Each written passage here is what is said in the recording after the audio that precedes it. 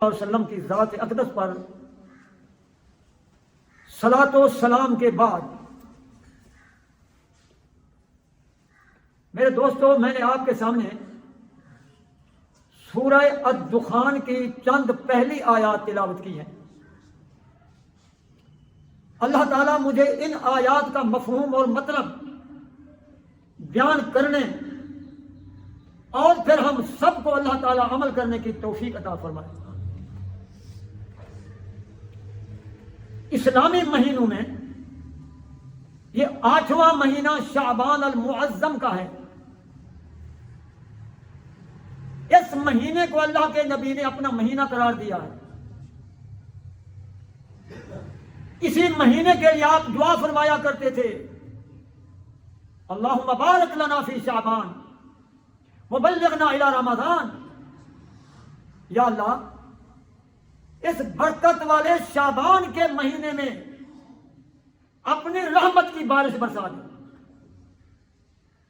اے اللہ، اور تو ہمیں رمضان المبارک تک پہنچنے کی توفیق عطا فرما۔ اس کے بعد رمضان المبارک کا برکت والا مہینہ ہے۔ حدیث پاک میں یہ آتا ہے کہ اللہ کے نبی صلی اللہ علیہ وسلم اس مہینے میں کثرت کے ساتھ روزے رکھا کرتے تھے۔ اما عائشہ صدیقہ رضی اللہ تعالی عنہ سے یہ بات مروی ہے کہ شعبان کے مہینے میں آپ جتنے روزے رکھتے تھے اتنے روزے باقی مہینوں میں آپ نہیں رکھتے تھے۔ تو معلوم یہ ہوا کہ یہ بھی اللہ کے نبی کے فرمان کے مطابق برکت والا مہینہ ہے۔ اس کی عظمت یہی ہے کہ اس کے آگے پھر رمضان المبارک ہے۔ میرے دوستو، میں نے جو یہ آیات آپ کے سامنے پڑھی ہے،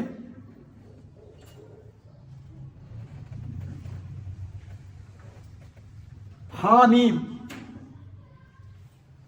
والکتاب المبین، اس کتاب مبین کی قسم، بن جا کرے دیکھو، اس کتاب مبین کی قسم۔ مبین کے معنی ہے کہ ہر ایک بات کو واضح بیان کر دے، اور وہ کتاب مبین یہ قرآن مجید ہے۔ انا انزلناہ فی لیلۃ مبارکہ،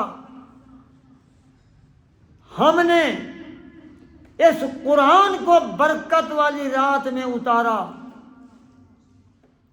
یہ قرآن لوح محفوظ میں تھا،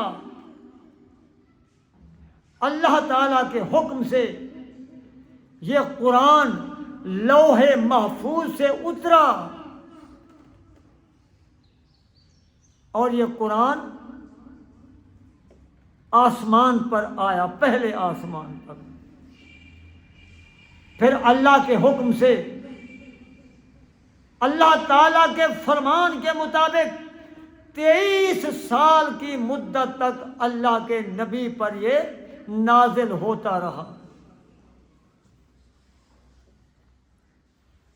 انا کنا منذرین، ہم ہیں خبردار کرنے والے۔ قرآن کس لیے آیا ہے؟ اس امت کو خبردار کرنے کے لیے آیا۔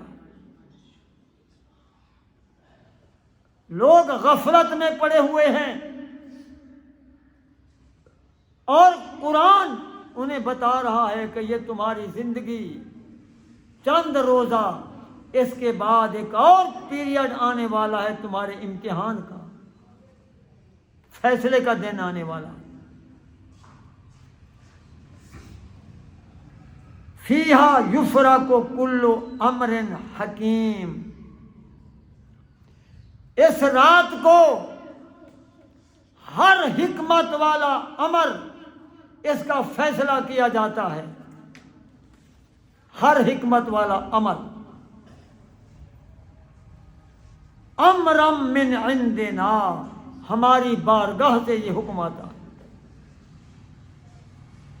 انا کننا مرسلین، ہم ہی بھیجنے والے ہیں اپنے احکام کو، اپنے قرآن کو، اپنے فرمان کو بھیجنے والا اللہ کہتا ہے میں ہی ہوں۔ رحمتم من ربک، اے میرے محبوب یہ سب کچھ آپ کے رب کی رحمت ہے۔ انہ هو السمیع العلیم، یقیناً اللہ کی ذات سننے والی اور خوب جاننے والی۔ بعض علماء کا یہ خیال ہے کہ یہ جو آیات ہیں سورہ الدخان کی، یہ شعبان کی 15ویں رات کے بارے میں ان کا حکم آیا کہ اسی رات کو، 15ویں رات کو اللہ تبارک و تعالی اپنے فیصلے نافذ کرتا ہے۔ پوری زندگی میں جو رزق ہمیں ملتا ہے، جیسے ایک حکومت بجٹ بناتی ہے، تو اللہ بھی اس شعبان سے لے کر اگلے شعبان تک روزی روٹی جو بھی انسان کو ملنے والی ہوتی ہے، جو عمل کرنے والے ہوتے ہیں، اللہ تبارک و تعالی ان کا فیصلہ کرتا ہے۔ لیکن ہمارے جو محقق علماء ہیں، محقق بڑے بڑے علماء مفسرین، وہ کہتے ہیں یہ آیات بینات بھی رمضان المبارک کی رات لیلۃ القدر کے بارے میں ہیں۔ کیوں؟ حدیث پاک میں آتا ہے جب ایک بچہ اپنی ماں کے پیٹ میں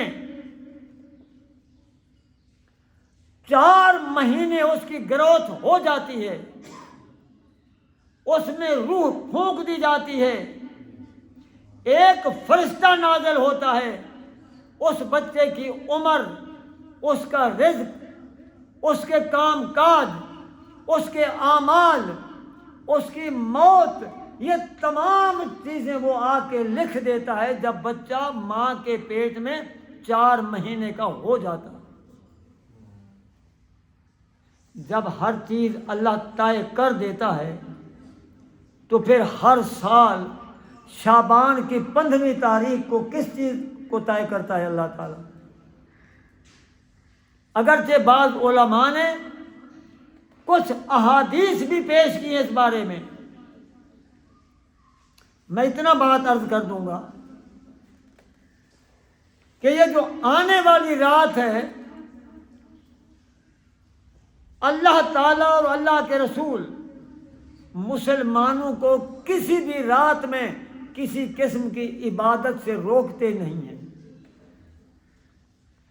کوئی رات ہو، جمعرات ہو، لیلۃ القدر ہو، شب برات ہو، کوئی رات ہو، کوئی نوافل پڑھے، کوئی قرآن کی تلاوت کرے، کوئی ذکر اذکار کرے، کوئی درود پاک کی تسبیحیں پڑھے، کوئی رکاوٹ نہیں ہے۔ لیکن ہمارا جذباتی مسلمان وہ ایک رات کو تو جاگے گا، آدھی آدھی رات سے بھی زیادہ نوافل پڑھے گا، ذکر کرے گا۔ جب صبح کا وقت آتا ہے پھر نیند طاری ہو جاتی ہے۔ اب جو ساری رات عبادت کرتا رہا، اب صبح کی نماز اس سے گئی، یعنی نفلیں پڑھتا رہا اور فرائض کو چھوڑ بیٹھا۔ کوئی شخص اگر 15 رات کو عبادت کرنا چاہتا ہے، کوئی رکاوٹ نہیں ہے، پوری زندگی نماز نہیں پڑھتا، 15ویں شعبان کو آ کر شروع کر دیتا ہے، یہ مسلمان کی علامت نہیں ہے۔ سب سے پہلے فرائض نماز کا حکم ہے کہ فرضوں کو ادا کرو۔ سنتے واجبات مستحبات کا بعد میں نمبر آتا ہے۔ دوسری بات یہ ہے، نہ مجھے معلوم ہے نہ آپ میں سے کسی کو معلوم ہے کہ ہم نے 15 شعبان تک زندہ رہنا ہے کہ یا نہیں۔ کتنے لوگ ہیں اچھے بھلے بیٹھے بیٹھے وہی روح نکل جاتی ہے، پتہ نہیں چلتا۔ کیا 15 کا انتظار کریں؟ یاد رکھیں اللہ تعالیٰ نے موت کا معاملہ اپنے قبضہ قدرت میں رکھا ہے۔ وما تدری نفس ماذا تکسب غدا، کسی کو معلوم نہیں ہے کہ میں نے کل اٹھ کے کرنا کیا ہے۔ منصوبے بن گئے، پروگرام طے ہو گئے، محفلیں جم گئیں کہ کل اٹھ کر یہاں چلیں گے، وہاں چلیں گے، یہ کریں گے اور وہ کریں گے۔ اوپر تقدیر ہنس رہی ہوتی ہے، وہ تیرے سارے منصوبے دھرے کے دھرے رہ جائیں گے۔ تدبیر کنت بندہ تقدیر زند خندہ، بندہ تدبیر کرتا ہے، تقدیر اوپر ہنس رہی ہوتی ہے۔ وما تدری نفس بأی ارض تموت، تم میں سے کسی کو یہ بھی علم نہیں ہے کہ میں زمین کے کس ٹکڑے پر مجھے موت آنی ہے۔ بہانہ بن گیا، اجی ویزا مل گیا، اجی ویزا مل گیا، سعودیہ جا رہا ہے، دبئی جا رہا ہے، فلاں جا رہا ہے، ادھر جا کے موت آ جاتی ہے۔ رات میں دیکھ رہا تھا کہ باپ،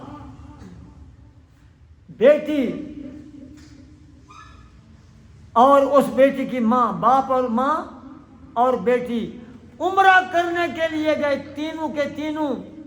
جب وہاں پہنچے تینوں کو وہی موت آ گئی۔ اگرچہ سفر نیک تھا،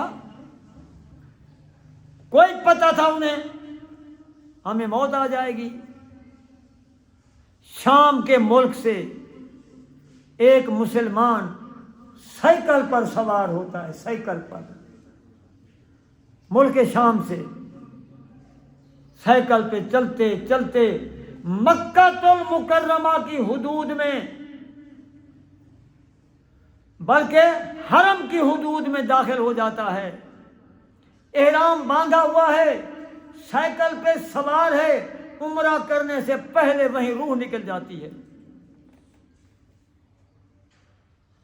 جب ہمیں پتہ ہی نہیں اپنی موت کا، تو کیوں انتظار کر رہے ہیں کہ 15 شعبان المعظم آئے گی، عبادت کروں گا، نوافل پڑھوں گا۔ نوافل پڑھنے سے، قرآن کی تلاوت کرنے سے، ذکر کرنے سے کوئی منع نہیں ہے، لیکن ہم سب کو سب سے پہلے 5 وقت کی نماز کا باقاعدہ بندوبست کرنا چاہیے۔ 5 وقت کی نماز، پھر اس کے بعد قرآن پاک کی تلاوت۔ جو ہمارا جوان طبقہ، لکھا پڑھا طبقہ، اردو، انگلش یہ پڑھا ہوا ہے، انہیں چاہیے کہ اپنے گھر میں ترجمے والا قرآن رکھیں، اردو کی تفسیر رکھیں، انگریزی کی رکھیں۔ اب تو دنیا کی 50 سے زیادہ زبانوں میں قرآن کا ترجمہ ہو چکا ہے۔ سب سے پہلے فرض نماز، فرائض ادا کریں، اس کے بعد نوافل کی طرف آئیں۔ نوافل کی مثال ایسی ہے، بزرگان دین فرماتے ہیں قیامت کا دن آئے گا تو اللہ تبارک و تعالیٰ اپنے بندے کے فرائض کو دیکھے گا، جو جو اس کے فرض تھے۔ فرض نماز پڑھی ہے، کبھی کوئی شیطانی خیال آ گیا، کبھی دل میں وسوسہ پیدا ہوا، کبھی عدم التفات ہوا، کبھی جماعت رہ گئی، کبھی سستی سے نماز پڑھی ہی نہیں۔ یہ ہماری غلطیاں ہیں جو ہم سے ہو جاتی ہیں۔ جب قیامت کا دن آئے گا اللہ کی بارگاہ میں اگر نماز میں کمی نکل آئی، نقص نکل آیا، تو اللہ تبارک و تعالی اس بندے کے نوافل کو دیکھے گا۔ اللہ فرمائے گا میرے بندے کے نوافل لے آؤ، نوافل آئیں گے، حکم ہوگا کہ 700 نوافل ایک فرض کے برابر کر دو، ایک فرض کے برابر 700 نوافل۔ اکثر تو نفل چھوڑ کے بھاگ جاتے ہیں، سنتے ہی چھوڑ دیتے ہیں، ادھر فرض پڑھے دعا نہیں مانگی، ایسے نکلتے ہیں جیسے تیر اٹھاؤ تو کوا پہلے اڑ جاتا ہے۔ سمجھ نہیں آتی کہ ان مسلمان بھائیوں کو ہے کیا۔ قیامت کے دن ایسے ہے جیسے ایک بچہ امتحان دیتا ہے، کچھ اس کو سبجیکٹ ہیں کمپلسری اور کچھ ہیں الیکٹیو، کچھ ہیں لازمی، کچھ ہوتے ہیں اختیاری۔ لازمی مضامین میں تو پاس ہونا لازم ہے، اختیاری مضامین بچے کے گریڈ میں اضافہ کرتے ہیں۔ یہ ہماری نفلی عبادت ہمارے فرائض کو 4 چاند لگا دیتی ہے، ہمارے فرضوں کی کمی پوری کرتی ہے۔ ایک صحابی آئے، عرض کرنے لگے یا رسول اللہ صلی اللہ علیہ وسلم، آقا میں چاہتا ہوں کہ قیامت کے دن میں آپ کے ساتھ جنت میں ہوں، آپ کی زیارت کرتا رہوں۔ آپ نے کیا فرمایا؟ فرمایا انصرنی بالنوافل، پھر تو کثرت کے ساتھ نوافل ادا کر تاکہ تیرا مرتبہ اللہ تعالی اتنا بلند کر دے کہ تو جنت کے اعلیٰ مقام تک پہنچ جائے۔ امت فرض نہیں پڑتی تو نفل کب پڑھے گی؟ آخر میں اتنا عرض کروں گا، بچے ہمیں بڑے پیارے ہیں، چاہے وہ کچھ بھی کریں، پتنگ اڑا کے لوگوں کی گردنیں کاٹ دیں، رات ساری پٹاخے بجا بجا کر کسی کو سونے نہ دیں، بچے جو پیارے ہیں۔ ماں باپ غربت غربت غربت غربت، آپ دیکھیں ذرا یہ جو مائک اٹھاتے پھرتے ہیں لوگ، لوگوں کے پاس جاتے ہیں، اجی کاروبار ٹھپ ہے، اجی فلاں ٹھپ ہے۔ اگر کاروبار ٹھپ ہے تو یہ عیش کہاں سے، یہ تعیش کہاں سے آتا ہے؟ ذرا کسی شادی کو دیکھ لو، اس غربت کے دور میں یہ پٹاخے جو بج رہے ہیں مفت ملتے ہیں۔ خدا کے لیے اپنی اولادوں کو پابند کرو، یہ بدعات ہیں، برے اعمال ہیں۔ میرے ایک رشتہ دار بچہ اب تو جوان ہو چکا ہے، اس نے کوئی مٹی میں کوئی پٹاخہ بند کر کے بجانے کی کوشش کی۔ جب پٹاخہ تڑاخ ہوا، ایک ٹکڑا اس کے پیٹ پہ لگا، پیٹ کو چیر دیا، آنت باہر نکل آئی۔ اپنے بچوں کو پیسے نہ دو اس کے لیے، انہیں کہو کہ بیٹا جو تو 50 روپے کے پٹاخے بجا رہا ہے، جاؤ 50 روپے کی کوئی اچھی چیز کھا لو، یہ 50 روپے کسی غریب کو دے دو، کسی مستحق کو دے دو، کوئی بات تو بنتی ہے۔ اب یہ مسلمان منائیں گے جناب، نوافل پڑھیں گے اور باقی جو ہے چاروں طرف ٹھا ٹھا ٹھا لگی ہوگی۔ کیا یہی عبادت ہے؟ یہی مسلمانی ہے؟ یہی اللہ رسول کا حکم ہے؟ اپنے بچوں کو نہیں روک سکتے؟ اگر کوئی دوسرا روکتا ہے تو کہ میاں تم اپنے گھر میں جاؤ، اپنا گھر ہے ہمارا، ہم پٹاخے کریں کچھ کریں، آپ کا کیا ہے، جاؤ، ہم تو نہیں روک سکتے۔ دعا کرو اللہ تبارک و تعالی مجھے آپ کو پورے کا پورا مسلمان بننے کی توفیق عطا فرمائے۔ واخر دعوانا ان الحمد للہ رب العالمین۔